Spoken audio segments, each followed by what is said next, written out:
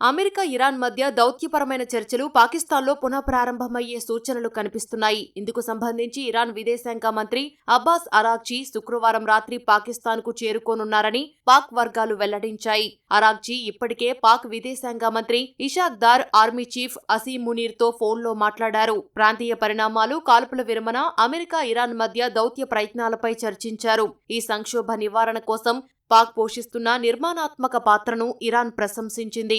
అంతేకాకుండా ఈ చర్చల కోసం అమెరికాకు చెందిన లాజిస్టిక్స్, భద్రతా బృందం ఇప్పటికే పాకిస్తాన్కు చేరుకుందని పాక్ ప్రభుత్వ వర్గాలు నిర్ధారించాయి. చర్చల వేళ పాక్ రాజధానిలో కట్టుదిట్టమైన భద్రత ఏర్పాటు చేశారు. 10,000 మంది భద్రతా సిబ్బంది పహారా కాస్తున్నారు. రెడ్ జోన్ను పూర్తిగా మూసివేసి కార్యాలయ ఉద్యోగులకు వర్క్ ఫ్రం హోం సౌకర్యం కల్పించారు. ఏప్రిల్ 11, 12 తేదీల్లో జరిగిన మొదటి రౌండ్ చర్చలు విఫలం కావడంతో ఈ రెండో రౌండ్ అత్యంత కీలకంగా మారింది. వాస్తవానికి ఇరు దేశాల మధ్య మంగళవారమే మరో విడత శాంతి చర్చలు జరగాల్సి ఉంది.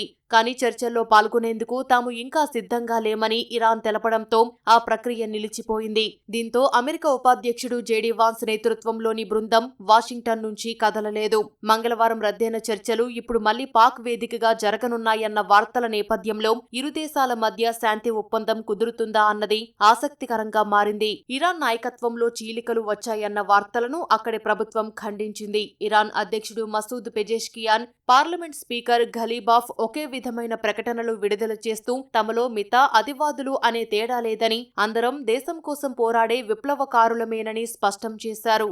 మరోవైపు ఇజ్రాయిల్, లెబనాన్ మధ్య 10 రోజుల కాల్పుల విరమణను మరో 3 వారాలు పొడిగిస్తున్నట్లు ట్రంప్ ప్రకటించారు.